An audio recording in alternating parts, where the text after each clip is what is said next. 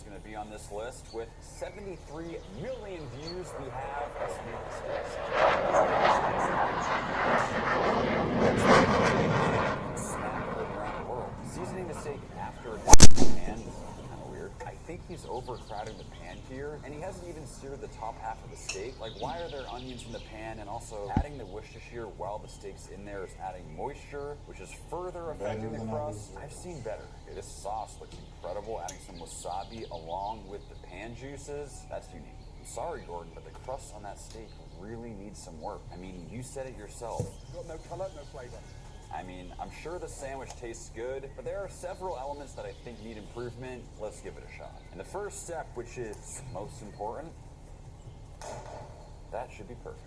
And now we're gonna toast up the bread, and I am gonna make a few adjustments to this recipe to hopefully make it better. Bread is nicely toasted up, and unlike with Gordon's recipe, I'm actually gonna remove the garlic and herbs for now, and we'll place down our fully seasoned steak. And now we're going to fully cook this steak without adding anything to the pan, aside from a bit of butter and herbs, and we'll just butter baste it until it's fully finished cooking, allowing us to achieve a significantly better crust just like this. I mean, just take a look at that crust. There is no comparison. With our steak optimally cooked, only now will we go in with those onions, throwing in a little soy sauce and Worcestershire, and just starting to get some nice color on them. We got some really nice color. Let's take these off and assemble. Toasted bread, wasabi sauce, arugula, the onions topped with juices, that perfectly seared steak, followed by more onion drippings, finishing the same way we started, and I have to say, it's looking pretty freaking good to me. The infamous Gordon Ramsay steak sandwich. Great. By the way, did you whack the heck out of that steak enough? I did. All right, I gave it a good whack. The best sandwich I've ever had. That is so good. You know what I really like? A lot of freshness and balanced flavor between the arugula, but the standout is that wasabi. Everything is good about the sandwich. The thing about someone like Gordon Ramsay is he has these little tips and tricks that really elevate it. Like adding the wasabi, adding the pan drippings to the sauce. That right there is an incredible sandwich. This is an S. Gordon's is an A. Exactly. Because his crust was lacking, we're giving it a very respectable A. With 75 million views, we've made it to the Protein King, and it's the usual suspects, QCP and Rush. Just starting off so intense. Brutal. You just pause and look at his face, like, that is a terrifying human. But the thing is, if you've met him, he's like the sweetest man ever. Indeed. He's back in. That is a massive bump. Somebody count for me how many times QCP's been in the pool. Jumbo patty, a lot of bacon, and we got the tomahawk. This is an unbelievable cross-section. Bon appetito, bench. Let's make it. To start, we'll need the ground beef and a tomahawk. Almost kneading out the beef as if it was dough. Just trying to get it. I can't do any Final better. form, the world's biggest patty. Perfect. We'll hit them with salt and a bunch of pepper. And we'll get them on the grill. 2 absolutely massive hunks of meat in this video, so doing my best to get good color on each without the patty falling apart, while also keeping them medium rare. Can't forget to toast up the buns, and we should be good to go. And let's assemble. Special sauce, bunch of onion, tomatoes, ridiculous amount of crispy bacon, some layers of avocado, the lettuce. Next, the burger monstrosity that's literally the size of my head. The jumbo tomahawk, some cheese. That will get nice and melty. The sweet potato fries, and we'll close it up. Try to be like Chef Rush. Worked okay. There's no way someone could take a full bite of this thing. Let's slice. That right there is a cross-section. Guys, let me know down in the comments. Is that burger raw or cooked to perfection? 1, 2, 3. Kyle, 1, 2, 3. I don't know what I got. I don't know, everything. Oh my god, you did it. That was 2 bites. Instant replay on that, my 2 bites. It actually tastes good though. I will say, I love the flavors. I love the avocado in there, the bacon. That sauce too. Good burger sauce actually makes a huge difference. It's an S tier for fun and creativity, but it's an F for practicality. Which sadly means I think it's a C. We're here. To see. Bon appetito, bitch. Next up, we have steak tacos with Kian, and looks like we got Chef Rush in the building. You already know it's gonna get intense. We're making steak tacos. Nice sear in the pan. Kian is always on point with those knife skills. Look at the size of that watch on Chef Rush. That is a large man. I'm telling you, his biceps are probably the size of my thighs. Everything about them is different, except for the fact that they both can cook. Perfect medium rare. Pretty simple, but this video has 98 million views. We gotta make it. And starting off with flank steak, definitely an underrated cut. Has those really long muscle fibers, so you have to cut it against the grain, but it's perfect for tacos.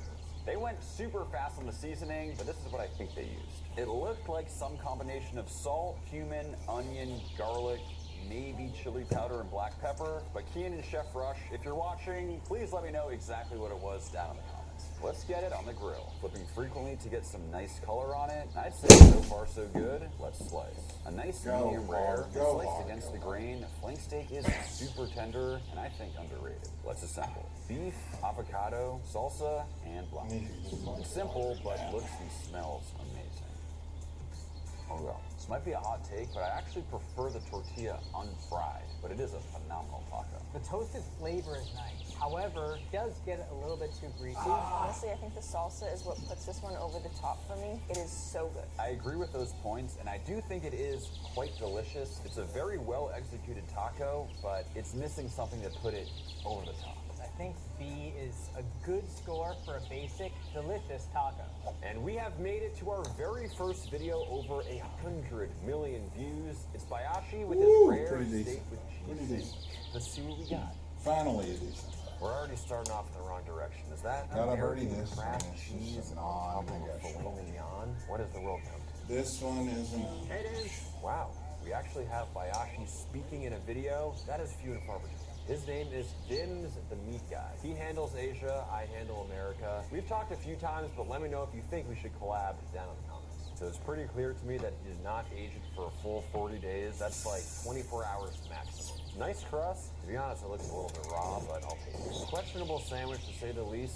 Let's give it a shot. So I actually have no idea what cut Bayashi actually used for this, but just to be safe, I'm using the tenderloin. It's lean, but the most tender cut on the cow, considered by many to be the best. What I'm gonna do is remove the tail, which is this right here. Next, I'll remove the head, which is this part right here. And what we're left with is the prize center cut, AKA the Chateaubriand.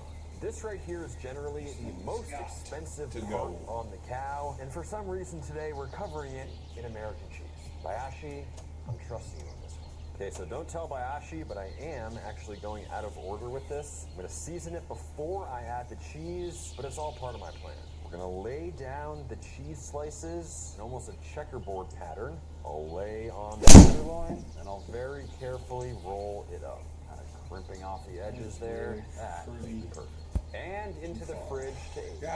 All right, we've let this thing age for about 30 hours, which I'm pretty sure is longer than Bayashi did it. Now, what he did was actually take off the cheese, but I think it's more interesting if we just leave it on. So the only thing left to do is get it on the grill. And just like that, it has been smoked to perfection, and it is looking cheesy. It's actually a pretty hard exterior. That is weird. Okay, well, we do at a minimum have a nice medium rare internal, but your guess is as good as mine as to whether or not the exterior will taste good or if I completely ruin this. And we'll assemble our sandwich.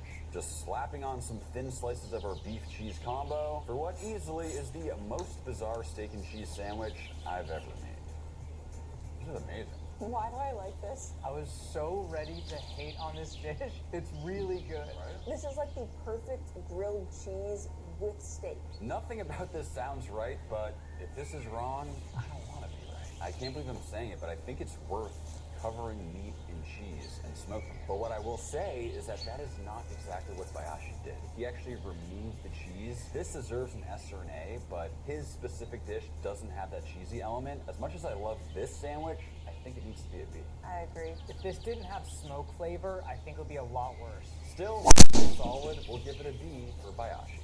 And we have made it to quite possibly the most viewed steak video on the internet. 325 million views. That is just mind-boggling. And you already know it's Albert and the crew.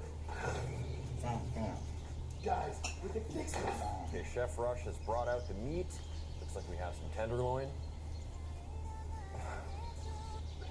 That is not something I had to see on a Monday. See, this is my type of cake. If you're gonna have a cake, it might as well be a piece of cake. That is a lot of caviar. This one's gonna be expensive. There's just a lot of yolk in there. Well, it's time to find out, does the most viewed steak video of the day actually taste good? Let's find out. And we'll start with some of that leftover tenderloin. Starting with some nice thin slices here, then I'll get them chopped up into little bite-sized pieces for the tartare. Hit it with a little soy sauce, some sesame oil, kind of freestyling at this point, but we're gonna hit it with a little gochujang, some ginger, garlic, some lemon juice, a bit of seasoning, and sesame seeds. And now we mix. And just a bit of honey. Time to go for a taste. Really hope this is food safe. That is actually fantastic. And now, we assemble. We'll start with a layer of beef. Now we'll add the cucumbers and that final layer of beef. An absolutely astronomical amount of caviar. This one hurts the wallet, but gotta keep it traditional. This just feels wrong on so many levels. Get it all spread out. Finally, a layer of chives around the sides. 1 egg, just the yolk. See what happens when I take this thing off. Whew. Few candles for Bayashi, I think it's his birthday. And that right there is the beefcake of all beefcakes. Gotta make a wish.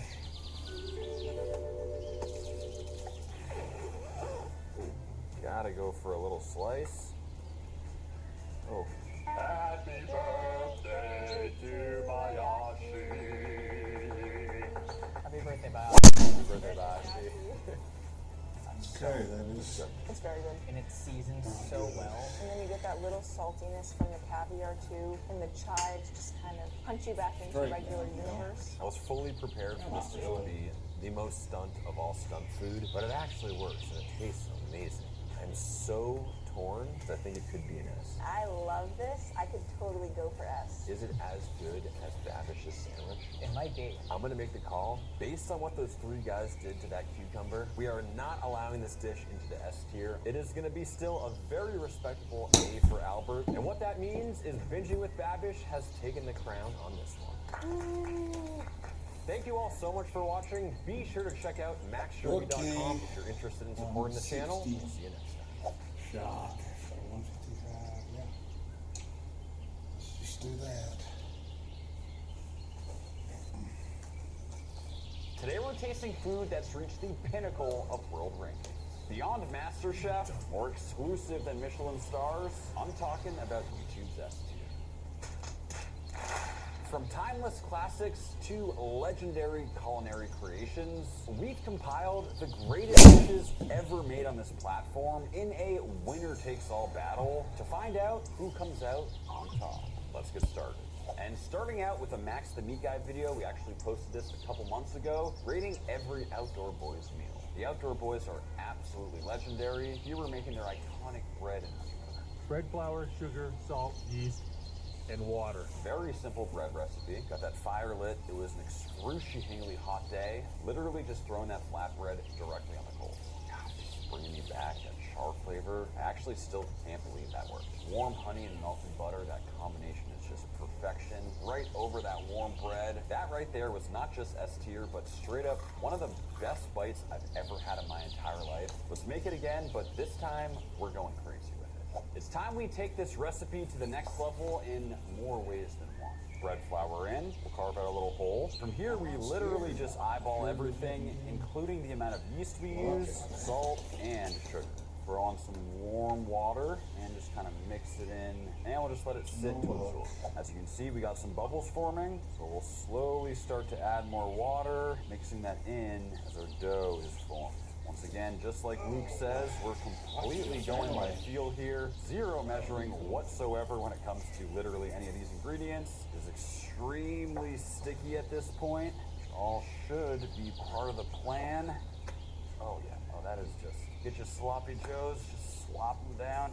And throw in a little more flour. I think this is a bit too wet, and we'll just start to knead.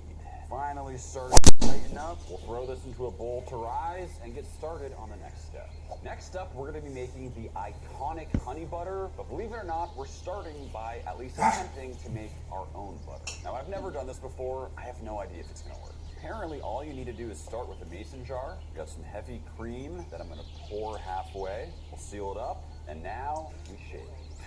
What the right method to use? So you like this, or you like that, or you like that. You get a shake. You get a shake. You get a shake. All right, Kyle, you're up. Two dudes shaking cream. I mean, we are 30 minutes in. I'm freaking exhausted, but I think we're almost there. Dude, I'm dying. We started with cream, it turned into like thicker whipped cream, and now it's like a liquid again, but I believe there's actually butter in here right now. Let's check it out. Whoa, whoa.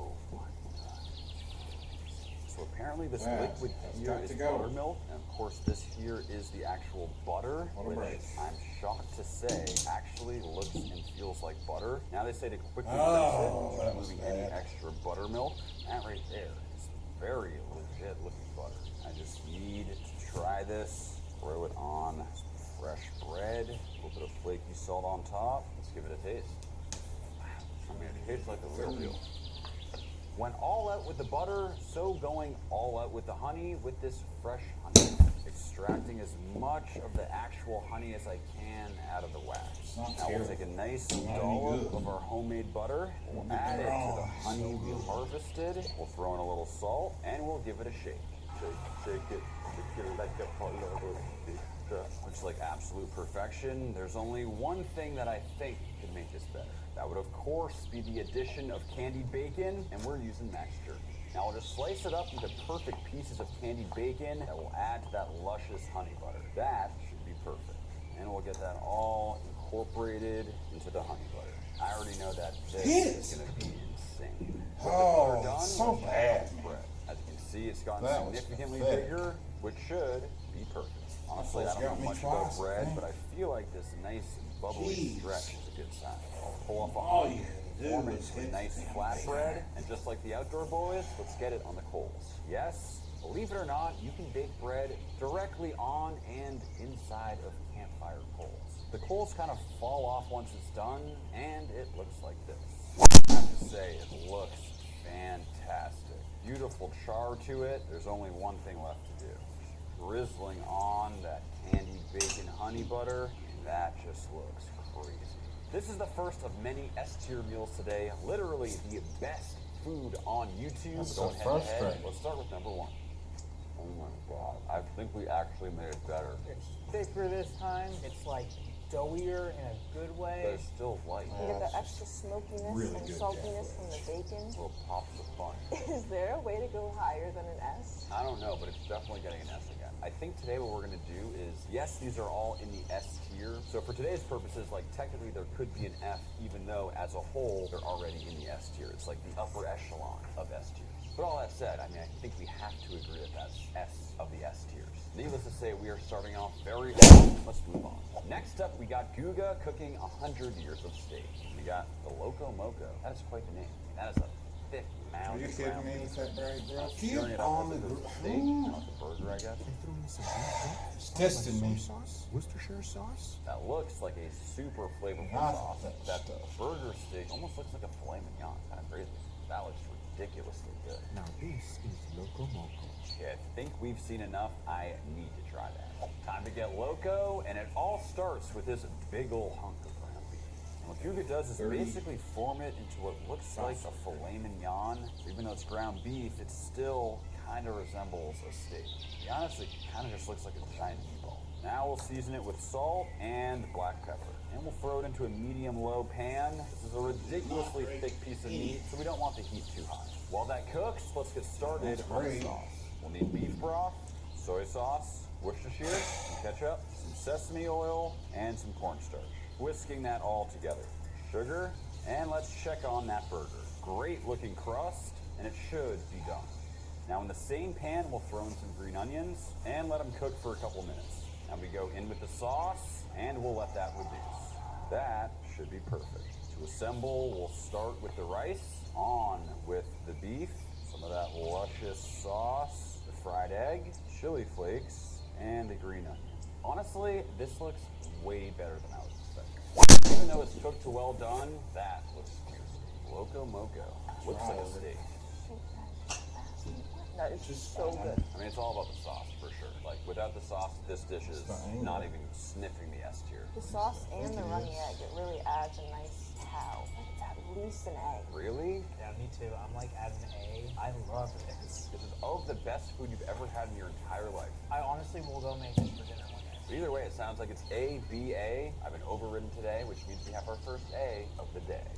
Bars. Straight bar nerd. Hell yeah. Okay, we got Joshua Weissman trying food from every state in America. I've made plenty of smash burgers in my life, but I've actually never tried the onion method where you like smash it in there. Thought it was okay. Great crust on that meat. Something special. It's really special. It might be an S for me. It's an S. It's an S for me too. Keep in mind, guys, Joshua Weissman has very high standards, so for it to rank that high, it must be good. Let's give it a shot. We start with our ball of meat. We'll throw it on, topping with the onions, and smash. We'll season. We'll flip. Beautiful crust on there. A little more seasoning, and the cheese. That should be perfect. And let's assemble. Sauce, patty 1, patty 2, and that right there is the Oklahoma fried onion burger. I can already see why this right here is in the S tier. I mean, it's just saucy and messy. Honestly, everything I want in a smash burger. This burger looks ridiculously good right now. Yeah, I don't know what to tell you. Wow. It's a burger. That's all you have to say. It's a really good burger. I think this might just be the best burger I've ever had. The one thing that's missing for me is a crunchy element, maybe like a pickle. I see your point, but sometimes simplicity is king. You guys ranked that last Loco Moco as an A. This to me is like 7 notches above that. That right there absolutely justifies the S tier, which is where it lands today. For our next S tier meal, we have Binging with Babish, ranking my subscribers wildest munchies. These are always ridiculous. These I needed like 3 There's yards. nothing like those pizza rolls. You know when you eat them, you're just going to destroy the roof of your mouth. It's going to burn everything. But with those as the foundation of this dish, you already know it's going to be insane. Then top with sour cream, salsa, guacamole, fresh jalapeno coins, and crystal hot sauce. There's just no way this could be bad. I don't see anything but improvement upon a pizza roll. If you eat this and you are like, this is dumb, you're dead inside. We might have found our best dish of the day. I cannot wait to give these a go. Before we move on to the craziest munchies cooked by Babish, I'm excited to announce that the sponsor of today's video, Dalstrong, just dropped something special. The Valhalla series Annihilator Cleaver. A heavy-duty 14-inch long, 6mm thick blade, but it's been sharpened to a razor-fine 8 to 12 degree edge.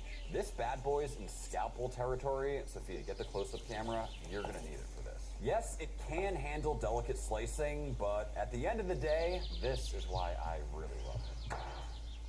Still good as new. Use the link below to get 10% off your order, and let's get back to the munchies. It all starts with Totino's, the best of the best. Mostly just because I'm interested. Let's see what's going on the inside when they're still frozen. I don't know what I was expecting, but there we have a frozen pizza roll crossing. Now I'm really gonna let my intrusive thoughts win today. It's weirdly pretty good, and probably the first time somebody ate one of these and it didn't burn the roof of their mouth. We'll get them air fried, and just like that, it should be done. Realistically, the only way to know for sure, they're done.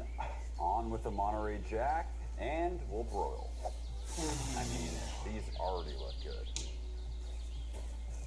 Sour cream, we'll throw on the salsa, a little bit of guac, some jalapeno coins, and finally, very specifically, some crystal hot sauce. And I have to say, this right here looks spectacular. Keep in mind, this is a recipe sent in from one of Babish's subscribers, so time to see if his fans know how to eat.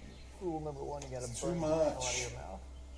Okay, is that absolutely delicious? Yes. Is that something you should absolutely make? Yes. Did it completely blow me away in the grand scheme of S tier foods? Not really. This is not gourmet S tier cooking. It tastes amazing. It tastes really good, but I don't think I'd make it again. Next time I eat Totino's, I'm gonna do this. All that said, I think I'm going B. I was gonna go an average, like C. I'd probably give it a C, but I mean, I liked it. Overall, I think that's fair. It's gonna be a C. Next up, we have the one and only Patrick Zanelli with his iconic video, Which Country Has the Best School Lunch? Let's find out. Next, we're going to be going to the most romantic place in the whole world, France. I guess it makes sense that France would rank high. They are a very foodie culture. While I was doing this research on France, I became super jealous of how they eat in school versus how I ate in school. I mean, they really emphasize high-quality meals for their students, and that is not what I experienced here in America. I mean, I can absolutely reiterate that. When I think back to the food I ate as a kid in high school and middle school and elementary school, and by the way, I did buy my lunch every single day for like $1.75. arrived, it was basically all just pizza and burgers. Not that I was complaining. I mean, that all looks super fresh. Also, veal cutlets sounds very premium. I've never heard of that being so cool. If I'm a student and I'm getting this for lunch, my standards are through the roof. S tier. S tier. The French know how to do it. I'm right there with them. Let's give it a shot. And we'll start it off with some nice slabs of veal. You can see how it has some light colored meat, almost like it's pork. They are a bit thicker than I'd like, so I'm just gonna pound them. Here. I'll just lightly season up the cutlets with some salt and some freshly ground black pepper. Give them a light dusting in flour and into a pan to sear up. Starting to develop some nice color. They should be just about done. We'll get those removed and get started on the sauce. Mushrooms in, working in the olive oil, shallots and garlic. That's weak. Put down a little flour to make a roux. It's so weak. Then we'll add in the red wine, along with the beef stock, and we'll just finish with some heavy cream. A little bit of seasoning to taste, and it's time to plate. That mushroom gravy right over the top, followed by a bit of parsley, and just like Patrick's S-tier France school lunch, it's good to go. Yo, I'm calling BS. This is someone's school lunch in France. That's really good. I can't believe they had veal at school. Okay, to me, this is definitely an S-tier lunch, but probably in good. general, it just sort of feels like a slightly That's above probably average. done. Like, it's good, but I wouldn't say it's completely blowing me away. Kind of just So feels like close. a B, maybe a C. The veal was good, but it wasn't like the best veal I've ever had. The pastries, though. I think I want to give it a B. Definitely an S tier lunch. I don't think it's an S tier meal. I feel like it's kind of like a B plus. Today, it's going to be a B. Next up, we have Babish tasting his subscribers' strangest recipes. This Eight. is pecorn. A pork corn? Yeah. Oh, pork corn. Garam masala, dried dill, red pepper flakes, salt, and a little bit of sugar because this is sweet. He seems to be enjoying himself. Bring the gator wine, boy! A little bit of gator wine intermission. Is that literally just wine mixed with Gatorade? Never would have imagined this in a million years. I love it. That is high praise. You can tell it's like blowing his mind. Congratulations, Jack. You jacked it, which is how I say you won. You jack me anytime. Let's give it a Got to make And a we'll start putt. with some freshly popped corn. Settle down now. We'll get it in a bowl. We got the garam masala, which, to be honest, don't really know what it tastes like. I feel like I'm getting some cumin, maybe nutmeg. Interesting. Throw on a bit of this, bit of dried dill, the red pepper flakes, some salt, and sugar, and toss. Ooh, wow, okay. Wow. For popcorn to be in the S tier, this better be the best dang popcorn this side of Mississippi. Can't get it.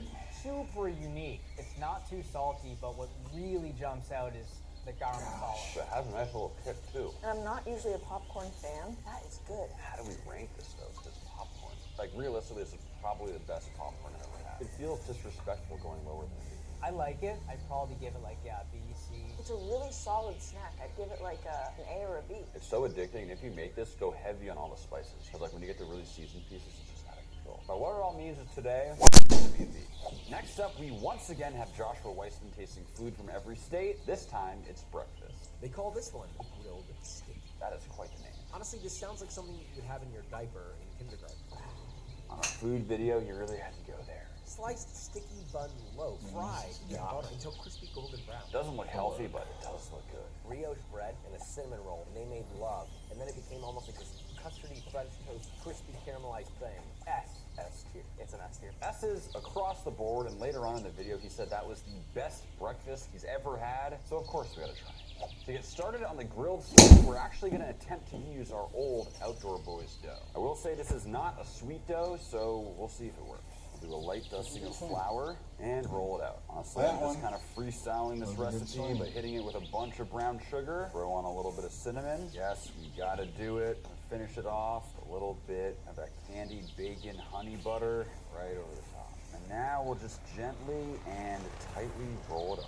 No idea how this is actually gonna taste, but given this flavor combination, there's no way it could do that. And now I'll just slice. Honestly, these kind of just look like little baby cinnamon rolls. Now to a container, we'll throw down a little glaze. It's filled with brown sugar, milk, and butter. Pretty much the best things in life. We'll add in our little rolls, nestled into that sweet glaze, and we'll bake. Oh yeah, I mean, these look and smell out of this world. We'll start with some of our homemade butter, now just searing them up. Some deep caramelization going on here, which I'm hoping will take these already insanely delicious looking pastries to the next level. There is just no world in which these end up tasting bad. Got that Outdoor Boys dough and a whole that glaze. I need to taste these right now. Let us know down in the comments, sweet or savory breakfast. I'm actually interested to hear what most people prefer. Like disrespected by how good It's fine.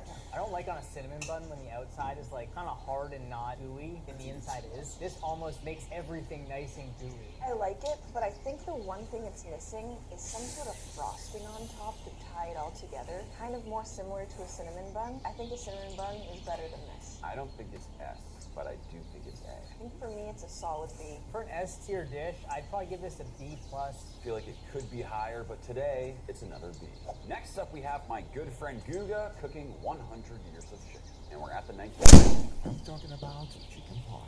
I have to say, growing up, that was one of my all-time favorites. Okay, pounding out the breasts, breading, frying for that nice golden brown. When he's making his own sauce, way more simple than I would have thought. It's literally just tomatoes with like garlic and shallots. Cheesing it up, and that looks spectacular. One thing about Guga, he knows how to make it look happen.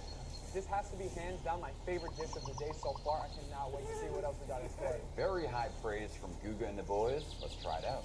We start with our nicely breaded chicken cutlets and into the oil to fry. In the meantime, let's make that simple sauce, which I'm honestly most excited about. We'll throw in those shallots and the garlic to just quickly bring out the flavor. There is nothing like that smell. In the meantime, to a bowl, we'll add the whole tomatoes and we'll crush them up. That is satisfying. Tough work squeezing those tomatoes, but you know how it is. Someone's got to do it. We'll add in the garlic and shallot mixture, a little bit of salt, a bit of olive oil, mix it up, and that sauce should be done. Try this out. It's simple, but it is good. Really want to avoid overcooking it, and this is that color we want to see. At this point, our cutlets should be good to go. Finishing with some salt right as they come off. Honestly, I'd be happy stopping here and just eating this as is. We'll later on some of that sauce. Next we have that fresh mozzarella, shred by hand. Finish with some Parmesan, and we'll get it melted. That is what I'm talking about. Super melty cheese. To plate, we'll nestle it right on top a bit more of that sauce, and it's time to eat. This does look exquisite right now. A nice looking chicken parm too. Thanks, my bro. That was a great tip on that sauce. I didn't really know how to make the sauce, but apparently Guga knows his stuff. It's also the simplest sauce ever. It tastes so fresh. The only thing for me though is it's just chicken parm. It's so good. But we're talking about S tier food, the best food on the entire internet. How do we rank this? It's just so difficult. I want to give it an A. I think it's a C personally. I've had this like 100 times in my life, and it's good, but it's just not like the greatest food in the world. Also, it's always good. Today, chicken parm is good. Ready for the haters in the comments? Lay it on me. Next up, we have the one and only Good Mythical Morning, in which we're trying all sorts of street food. Apparently, these are the best French fries in the entire world. Patache Oorlog from the Netherlands. So my mom is actually Dutch, meaning I am half Dutch. However, I've never heard of this dish. That peanut sauce on fries, have you done that before? I've never. Whoa, you know the peanut butter boys will get excited about that. Yeah, the peanut butter boys. There's the grits, there's the pods, butter boys. Yeah, you don't really want to mess with that. So it's peanut, like satay sauce, which is Asian. We have mayonnaise, which is pretty common to put on French fries in Holland, plus onions. Kind of a strange combination. This might be the best French fries I've ever had. What? The Good Mythical Morning doesn't use the S tier system, but for him to make a statement like that, they must be out of this world. Let's give him a shot. We'll start by peeling the potatoes, and we'll just slice it up, roughly a 1/4 inch, just like so, for some perfect fries. We have our room temp water, fries in, a little bit of vinegar that's actually going to help keep these fries crispy, some salt, and we'll let that come to a boil. Now that they're just starting to get tender, we'll drain and dry them off. Time to fry. And we'll drop them in for our first fry. Okay, it's been about a minute, so now we'll just remove and let them come back to room temp. And now we'll throw them back in for one more fry to get them